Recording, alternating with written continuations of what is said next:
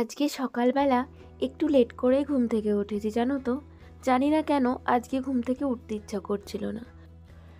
যাই হোক, তারপর এদিক ওদিক করে ভাবলাম না, আর শুয়ে থাকলে হবে না, ঘুম থেকে উঠেই পড়ি। তারপরে ঘুম থেকে উঠে যখনই দরজাটা খুলেছি, খুলেই দেখছি বাইরের অবস্থাটা এরকম। প্রচণ্ড মেঘ হয়ে রয়েছে, আর হালকা একটু বৃষ্টিও পড়ছে।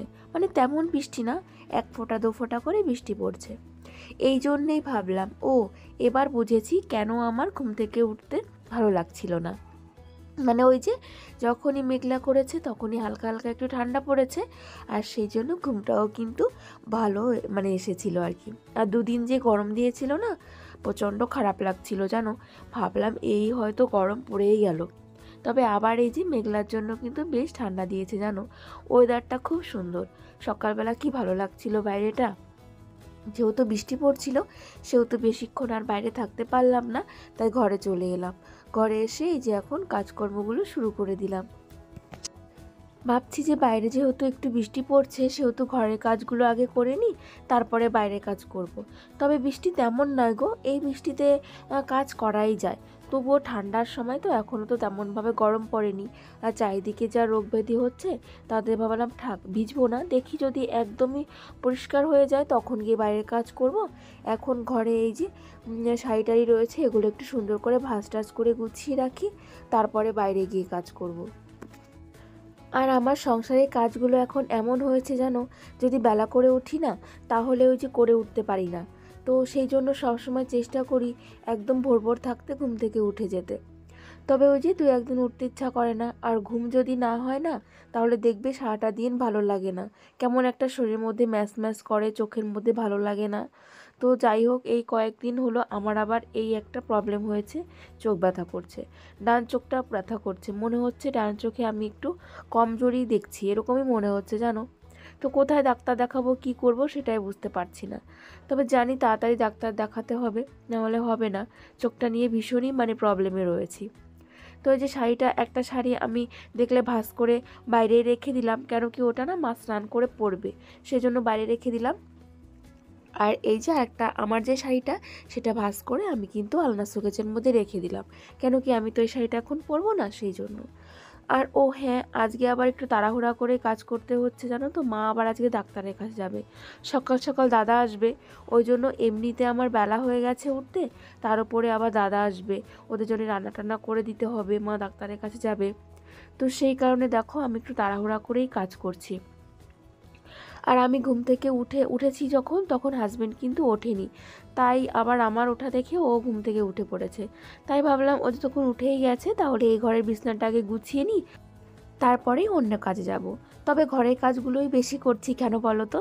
বাইরে যেহেতু বৃষ্টি পড়ছে, খালি ভাবছি কখন একটু বৃষ্টিটা কমবে, তারপরে গিয়ে বাইরে কাজ করব। আর এমনিতেও জানো তো, ঘুম থেকে উঠেই কিন্তু বিছনাটা তুলে নেওয়া অনেক ভালো। তবে ওই যে মাম্মাম ওঠে না বলে আমার কিন্তু বিছনাটা তোলা হয় না।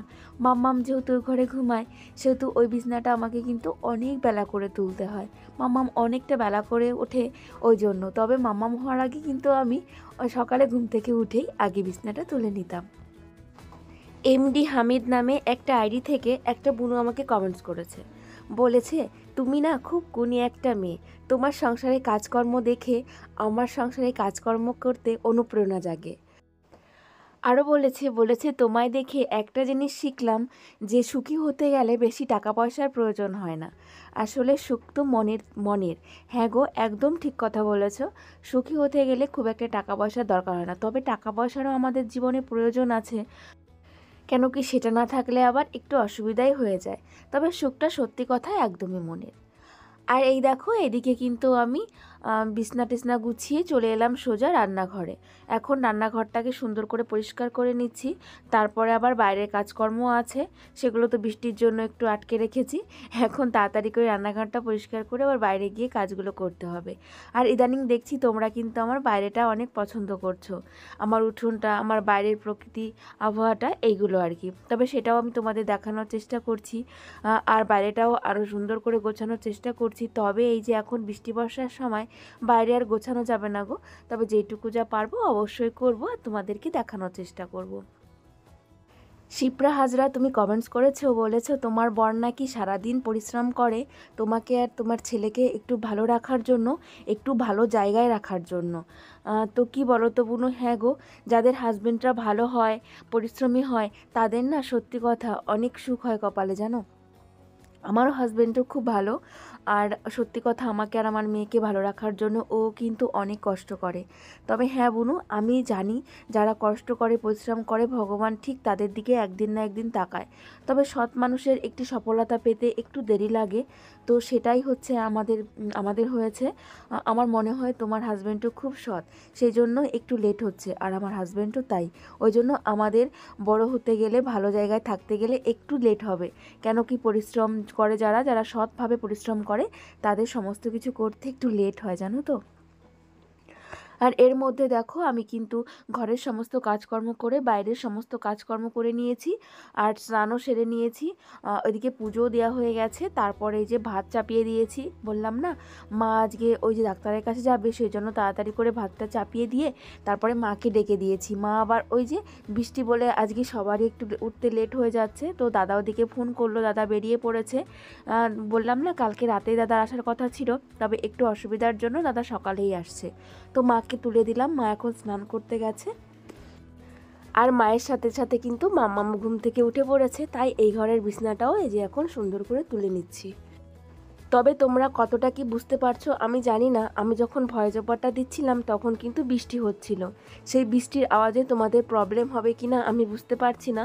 তবে যদি কোনো প্রবলেম হয় তবে কিন্তু একটু মানিয়ে গুছিয়ে নিও, জানো তো। আমি যখনই ভয়েসটা দিতে এলাম তখনই কিন্তু বৃষ্টিটা জোরে আসলো। আগে কিন্তু এত জোরে বৃষ্টি ছিল না। যখন এই যে আমি ভয় যাওয়াটা শুরু করেছি তখন থেকেই কিন্তু বৃষ্টিটা জোরে এলো। তবে জানি না তোমরা আওয়াজ পাচ্ছ কি না, যদি পাও তাহলে একটু কষ্ট করে আমার ভিডিওগুলো দেখে নিও। পূর্ণিতা বুনু আমাকে কমেন্টস করেছে, বলেছে দি ভাই তোমার ভিডিওগুলো দেখতে আমার খুব ভালো লাগে, তোমার ভিডিওর জন্য সেই দুপুর অবধি অপেক্ষা করে থাকি। তোমাকে অনেক অনেক ধন্যবাদ যে তুমি আমার ভিডিও এত ভালোবাসো বুনু, আর সেই দুপুর অবধি তুমি অপেক্ষা করে থাকো। সত্যি কথা, এটা না আমার জীবনের অনেক বড় পাওয়া যে তোমরা আমার ভিডিওর জন্য অপেক্ষা করে থাকো। আমি একদিন ভিডিও না দিলে তোমাদের ভালো লাগে না। তো সত্যি কথা গো, তোমাদের কাছে অনেকটা কৃতজ্ঞ আমি যে আমার ভিডিওগুলো তোমরা এত ভালোবাসো। এইভাবে আমার পাশে থেকো, আর এইভাবেই কিন্তু আমার ভিডিওগুলো তোমরা দেখো, তাহলে আমার খুব ভালো লাগবে বুনু। আর এইভাবেই কিন্তু কমেন্টস করো। সত্যি কথা, ইদানিং তোমরা যা কত সুন্দর সুন্দর আমাকে কমেন্টস করছো, আমার না ভিডিও করার অনুপ্রেরণা আরও বেড়ে যাচ্ছে। এরকম কমেন্টস, এরকম লাইক পড়লে আমি আরও সুন্দর সুন্দর ভিডিও করতে পারবো, জানো তো। যখন তোমরা এত সুন্দর কমেন্টস করবে তখনই কিন্তু আমার ভিডিও করার আগ্রহটা বাড়বে। তো তোমাদের কাছে রিকোয়েস্ট, তোমরা এইভাবেই আমার পাশে থেকো, এইভাবেই আমাকে একটু সাপোর্ট করো, তাহলে যদি আমি একটা কিছু করতে পারি। আর এই দেখো তোমাদের সঙ্গে কথা বলতে বলতে আমার কিন্তু ঘরটা গোছানো হয়ে গেল, একটু একটু কিন্তু পরিষ্কারও করে নিলাম। আর এখন কিন্তু ঘরটাও ঝাড় দিয়ে নেব। সকালবেলা ঘুম থেকে উঠে কিন্তু একবার আমি ঘরটা ঝাড় দিয়ে নিয়েছিলাম, তখন আর অতটা ভালো করে নেওয়া হয় না, কেন কি অন্ধকারের মধ্যে ঝাড় দিতে হয় তো।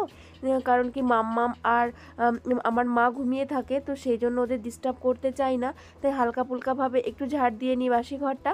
আর এখন এই যে বিছনাটা তুলে, বিছনা ঝাড়লে পরে তো একটা নোংরা বেরায়, তো তারপরে ঘরটাকে এখন সুন্দর করে ঝাড় দিয়ে নিচ্ছি।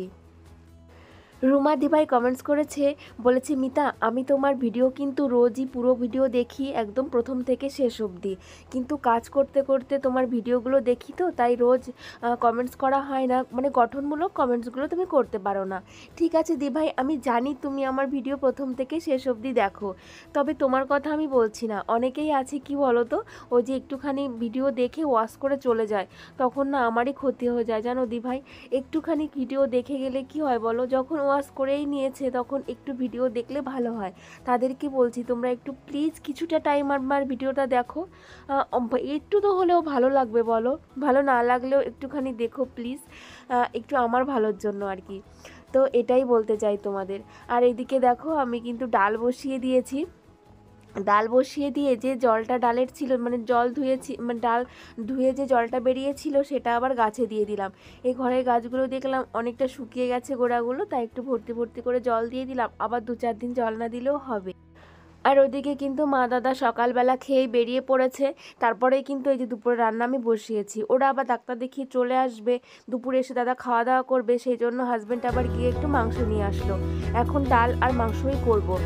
তো ডালটা ওদিকে তো বসিয়ে দিলাম, আর এইদিকে এখন মাংস রান্না করে নেব। বাইরের ওয়েদারটা আজকে কিন্তু ভালোই রয়েছে, তবে কি বলতো, মেঘলা থাকলে একটু খারাপই লাগে।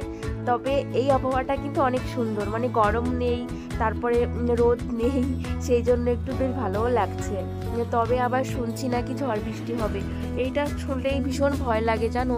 কেন কেন কি আমাদের বাড়িঘর তো তেমন ভালো নেই, এই ঝড়ের কথা শুনলেই ভীষণই ভয় লাগে। তো জানি না কি হবে, তবে মেঘলা হয়ে রয়েছে আজকে সারাদিন, মাঝে মাঝে একটু বৃষ্টিও হচ্ছে।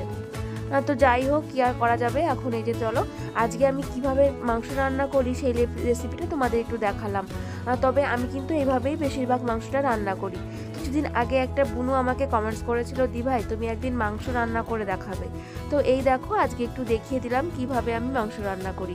তবে অনেকবারই আমার মাংস রান্না তোমাদেরকে দেখিয়েছি, হয়তো তুমি দেখোনি, ওই জন্য কমেন্টসটা করেছো। ঋতু দি ভাই তুমি কমেন্টস করেছো, অনেক দিন পর তুমি আমাকে কমেন্টস করলে কিন্তু দি ভাই। আগে তুমি কিন্তু আমাকে কমেন্টস করতে, তারপর অনেক দিন করনি, তবে হঠাৎ করে আজকে তুমি আমাকে কমেন্টস করেছো। আর তুমি আমাকে কমেন্টস করেছো, বুনু তোমার ঘরটা আমার খুব ভালো লাগে, আর তোমাকেও আমার খুব ভালো লাগে। থ্যাংক ইউ দি ভাই, অনেক ধন্যবাদ তোমাকে। আর তুমি এটাও বলেছো যে আমি নাকি একটা পরিশ্রমী মেয়ে, আর আমার ব্লগ দেখতে তোমার ভালো লাগে, তবে ওই যে তোমার একটাই দোষ, তুমি ব্লগ দেখো কিন্তু কমেন্টস করো না। ঠিক আছে দি ভাই, তুমি আমার কমেন্টস মাঝে মধ্যে করো, তাহলে ভালো লাগবে। আর তোমাকেও আমার ভীষণ ভালো লাগে জানো দি ভাই, ভীষণ ভালো লাগে। আর এইদিকে দেখো, রান্না করতে করতে বৃষ্টি পড়ছিল, সেই জন্য দৌড়ে চলে এলাম জামা কাপড়গুলো তুলে নিতে। বললাম না যে মাঝে মাঝে এরকম বৃষ্টি চলে আসছে। আর দেখেছো বাইরে আবহাওয়াটা, এখন কিন্তু দুপুর, তবে মনে হচ্ছে না যে অন্ধকার হয়ে সন্ধ্যা হয়ে গেছে, তবে না গো, এখন কিন্তু একদম দুপুরবেলা। তবে আজকে তেমন রোদ ওঠেনি, আর একটুখানি থাকলে আমার জামা কাপড়গুলো শুকিয়ে যেত, তবে এখন আবার বৃষ্টি চলে এলো। আর এখন এই দেখো, বললাম না রান্না করতে করতে চলে গেছিলাম, আর এখন এই যে ডালটা সম্বারা দিয়ে নিলাম, আর এদিকে মাংসটা হয়ে গেলে কিন্তু হয়ে যাবে। আর ভাতটা কিন্তু আমার আগেই হয়ে গিয়েছে জানো, ভাতটা আমি আগে নামিয়ে নিয়েছি, এখন শুধু মাংসটা করলেই হয়ে যাবে। ওইদিকে দাদা ফোন করেছিল, ওরাও ট্রেনে উঠে পড়েছে, ডাক্তার দেখানো হয়ে গেছে, ওরা ওই ধরো আধা ঘন্টার মধ্যেই কিন্তু বাড়িতে চলে আসবে। ওই জন্য আমি একটু তাড়াহুড়া করে রান্না করছি, যেহেতু দাদা সকালে খেয়ে যায়নি, তাড়াহুড়ায় ও এসেই আবার মাকে নিয়ে চলে গেছে, বলেছে দুপুরে এসে খাবো, তাই হয়তো ওর খিদে তো পেয়েই যাবে, তাই একটু তাড়াতাড়ি করে রান্না করছি।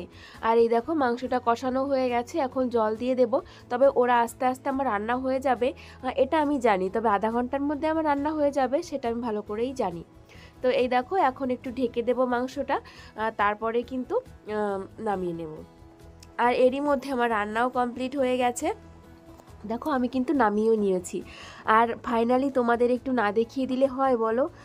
তো এই যে মাম্মাম ভীষণ ওদিকে বিরক্ত করছে, জানি না কেন ও বিরক্ত করছে, তো আমি তার মধ্যেও তোমাদেরকে একটু না দেখালে হয় না। আর ডালটা এরকম কালো হয়ে গেছে কেন বলো তো, আমি ওই যে কালো কড়াইটাতে আগে আলু ভাজা করেছিলাম, তারপরেই ডালটা সম্বারা দিলাম, ওই জন্য একটু কালো কালো হয়ে গেছে।